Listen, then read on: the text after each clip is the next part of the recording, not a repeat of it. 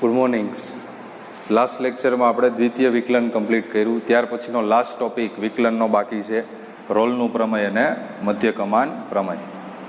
રોલના પ્રમેયની અંદરની વાત છે, આપણને આપેલું જે કાંઈ વિધેય છે એફ, જે આપણને રકમમાં અંતરાલ પણ આપેલો હશે, એ અંતરાલ તરીકે અત્યારે આપણે એબી કહીએ છીએ, તો એમાં સતત હોવું જોઈએ અને વિવૃત અંતરાલ એબીમાં વિકલનીય. પહેલી શરત આ પાલન થવી જોઈએ, સવૃત અંતરાલ એબીમાં સતત અને વિવૃત અંતરાલ એબીમાં વિકલનીય.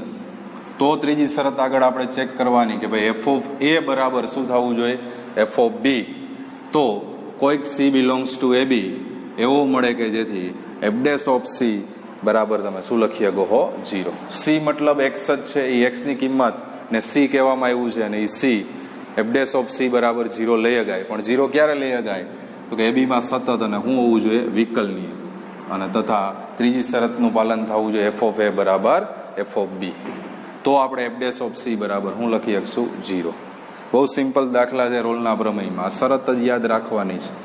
આ માત્ર સમજણ માટે, એનું ભૌમિતિક અર્થઘટન શું કહેવા માંગે છે બરાબર છે. આપણે એક આલેખ દોરવાનો થાય છે આની અંદર બરાબર છે. હવે એક વક્ર લઈએ છીએ, આ વક્ર છે અને એ વક્ર જે છે વાય બરાબર એફ ઓફ એક્સ. હવે એબીમાં સળંગ હોય બરાબર, સળંગ વક્ર છે, દરેક X F of X, X belongs to AB. અહીંયાથી એક આ બરાબર છે, આ બિંદુ એ કહી દો, આ બિંદુ બી કહી દઈએ. તો એફ ઓફ એ બરાબર શું થવું જોઈએ, એફ ઓફ બી.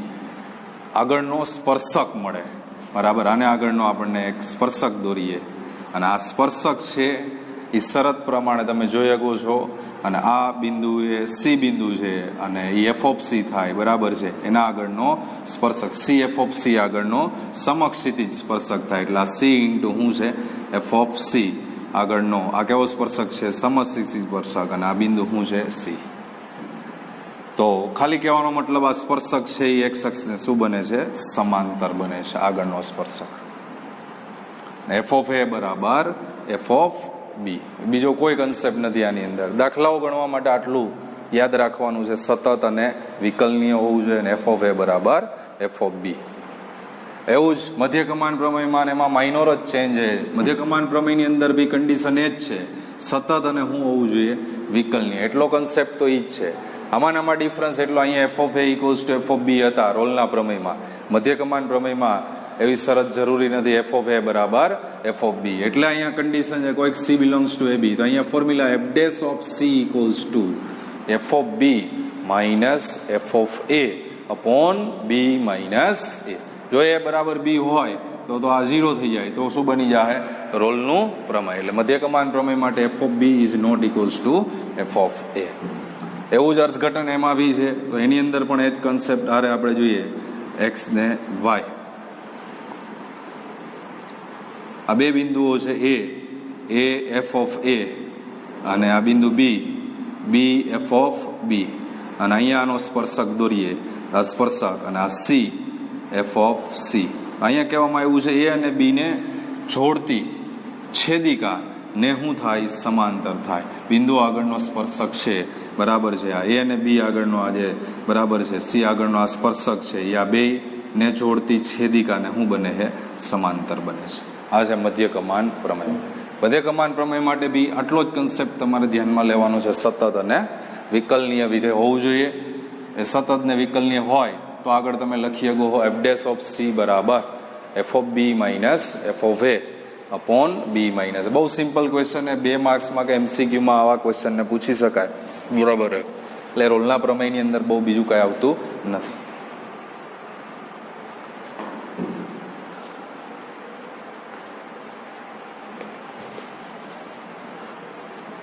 લઈ લો આમ.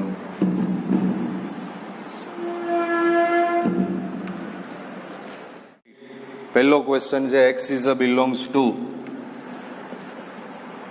-4 to 2 and function is f of x equals to x square plus 2x minus 8. રોલનું પ્રમેય ચકાસો. તો રોલના પ્રમેયનો પહેલો નિયમ છે, એફ એ -4 to માં સતત અને -4 to માં વિવૃત અંતરાલ -4 to માં વિકલનીય છે, કારણ કે આ કેવું વિધેય છે? બહુપદી. બહુપદી વિધેય જે છે એ કેવું વિધેય? સતત વિધેય. તો સતત અને વિકલનીય છે તો આપણે ચેક કરવાનું થાય એફ ઓફ એ મતલબ F of -4. So -4 square 2 into -4 -8 16 -8 -8 equals to 0 and f of 2 square 2 into 2 -8 4 plus 4 -8 equals to 0. So here f of -4 equals to f of 2. So Rolle's theorem. So રોલનું પ્રમેય લગાડી શકાય. રોલનું પ્રમેય લગાડી શકાય. તો જે ફંક્શન આપ્યું છે એનું વિકલન આપણે આપી દેવાનું. કોઈક C belongs to AB એવો મળે કે જેથી f dash of C બરાબર શું થઈ જાય? 0. હવે આપણે પહેલા તો f dash of x જે આપ્યું છે એનું વિકલન આપો તો 2x plus 2x નું 2 અને 8 નું 0. Now f dash of C 0, then f dash of C equals to 2c plus 2. F dash of C 0, then 2c plus 2 equals to 0. So 2c equals to -2, c equals to -1, and -1 is belongs to -4 to 2. So finally answer is -1. Now next question number 2.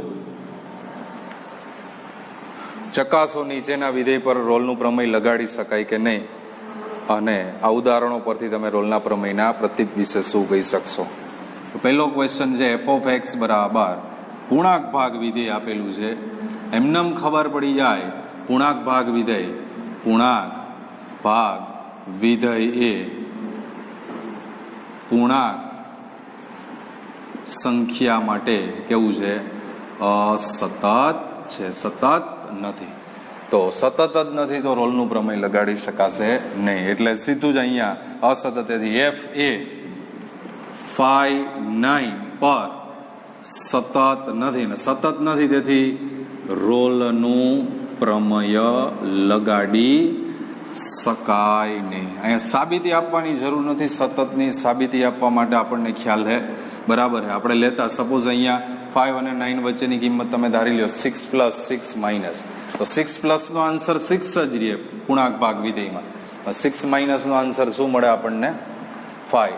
તો 6 અને 5 different મળે એટલે કેવા કયા ગાય? અસતત. એવો ને એવો એમાં આપણને બીજો બી ક્વેશ્ચન આપ્યો હોય, ખાલી અંતરાલ બદલાવી નાખ્યો હોય તો એફ ઓફ એક્સ બરાબર પૂર્ણાંક ભાગ x, x is belongs to -2 to 2. આની અંદર પણ સેમ વાત, સેમ આન્સર આવશે.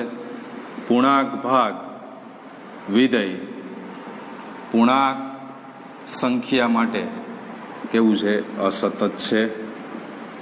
અને તેથી એફ એ -2 to 2 પર સતત નથી. તેથી આની અંદર પણ રોલનું પ્રમેય લગાડી શકાય નહીં.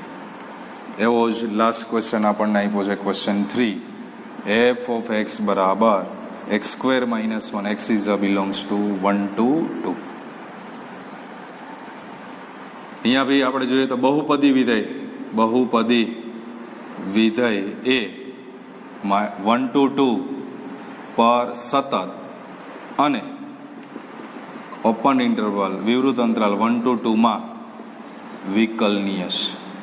સતત અને વિકલનીય છે ત્યાર પછીની શરત આપણે ચેક કરવાની રહી એફ ઓફ 1 એટલે 1 નો સ્ક્વેર 1 - 1 બરાબર 0, અને F of 2 no square -1 4 - 1 equals to 3. So here f of 1 is not equals to f of 2. તેથી ત્રીજી શરતનું પાલન નથી થતું, તેથી શું ન કહી શકાય? તો કે રોલનું પ્રમેય લગાડી શકાય નહીં. એ 3 ક્વેશ્ચનની અંદર રોલનો પ્રમેય શક્ય નથી. ના ક્વેશ્ચન નંબર 3 માં કીધું છે આપણને એફ એ -5 થી 5 ટુ આર વિકલનીય વિધેય છે. આપણે થિયરમ પ્રમેય ભણી ગયા છીએ. વિકલનીય વિધેય હંમેશા કેવું હોય? વિકલનીય વિધેય હંમેશા કેવું હોય? સતત હોય જ. આવું પ્રમેય અગાઉ આપણે કહી દીધું. સતત હોય વિકલનીય હોય એવું જરૂરી નથી, પણ જે વિધેય કેવું હોય વિકલનીય હોય એ હંમેશા કેવું હોય સતત હોય. તેથી કહીએ કે આપણે એફ એ -5 થી 5 પર સતત અને વિવૃત અંતરાલ -5 થી 5 પર વિકલનીય છે. સતત અને વિકલનીય છે તો અહીંયા આપણે સાબિત કરવું છે એને ધ્યાનમાં રાખીએ તો મધ્ય કમાન પ્રમેય પરથી કોઈક સી બિલોંગ્સ ટુ -5 થી 5 એવા મળે કે જેથી એફ ડેશ ઓફ સી બરાબર F of 5 minus F of -5 upon 5 minus -5. તો આપણને કીધું છે એફ ડેશ ઓફ એક્સ ક્યાંય શૂન્ય ન બને, એટલે F dash of X is not equals to 0. So F dash of C is not equals to 0. So F dash of C ની value F of 5 minus F of -5 divide by minus plus 5 10 not equals to 0. So F of 5 minus f of -5 not equals to 0 into 10 0. So finally f of 5 is not equals to f of -5. So prove that. સાબિત થઈ ગયું f of 5 is not equals to f of -5. Now question number 4. A equals to 1, b equals to 4 and function f is a x square minus 4x minus 3. મધ્યકમાન પ્રમેય ચકાસવાનું છે આપણને. અંતરાલ છે x is a belongs to ab. So here AB is a 1 4. So first F A 1 4 માં સતત અને વિવૃત અંતરાલ 1 4 માં વિકલનીય વિધેય છે, કારણ કે બહુપદી વિધેય છે સતત અને વિકલનીય હોય છે. ત્યારબાદ F of 1, so 1 નો square 4 into 1 minus 3 -7 plus 1 minus 6 and f of 4 square minus 4 into 4 minus 3 16 minus 16 minus 3 minus 3.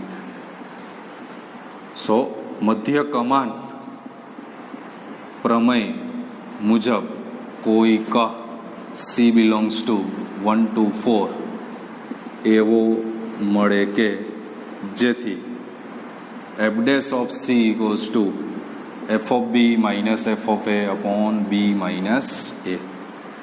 Now f dash of c मतलब f dash of x पहला तो फाइंड કરી દઈએ.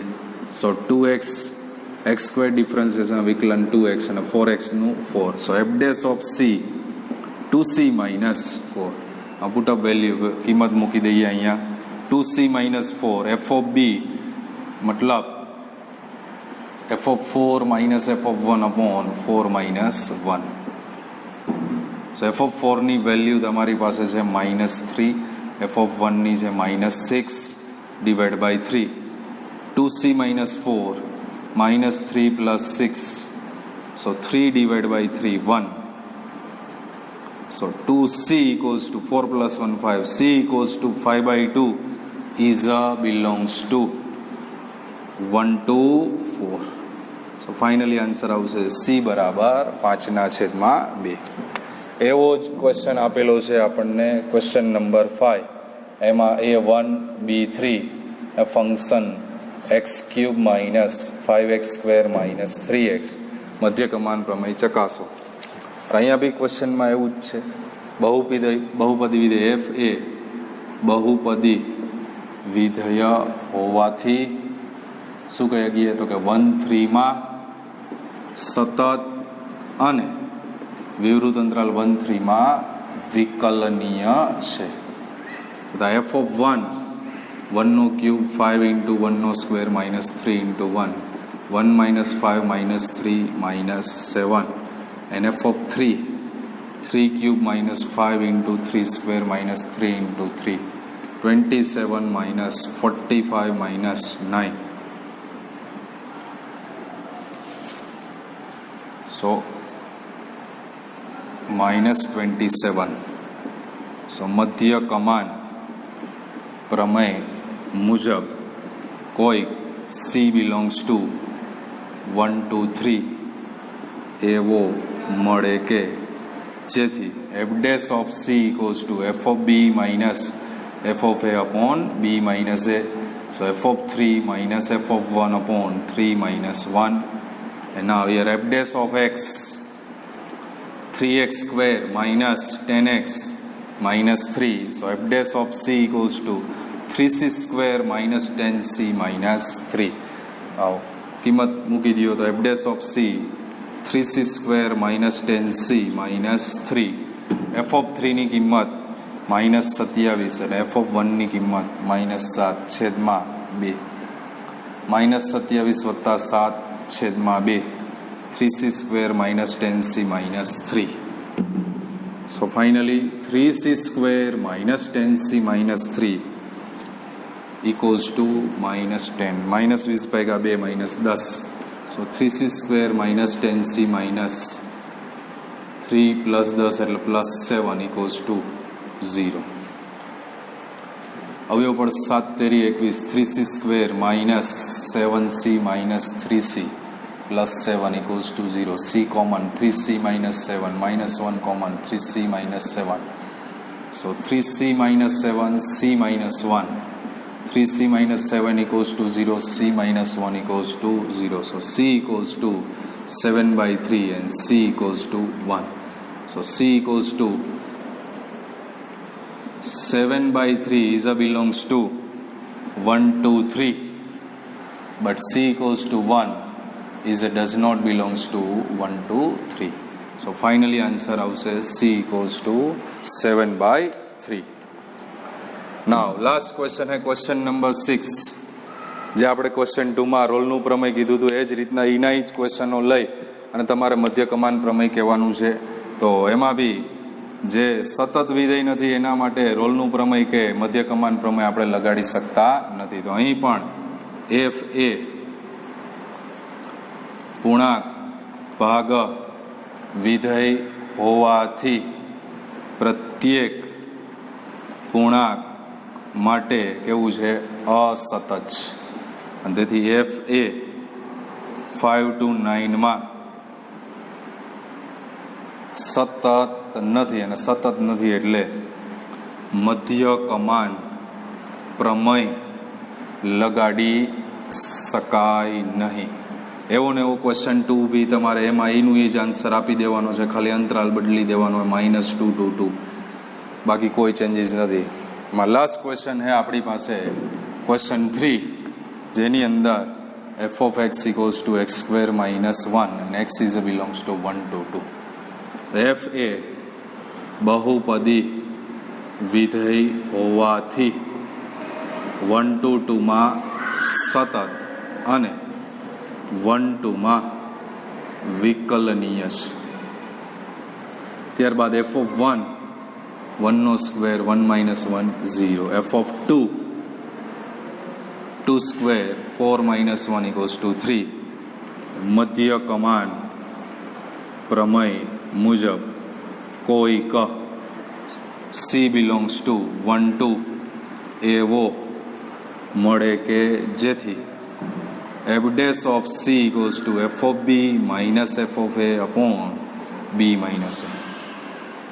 So f dash of c થઈ જશે તમારો 2c minus 1 2x minus 0 x square differentiation 2x અને 1 નું 0.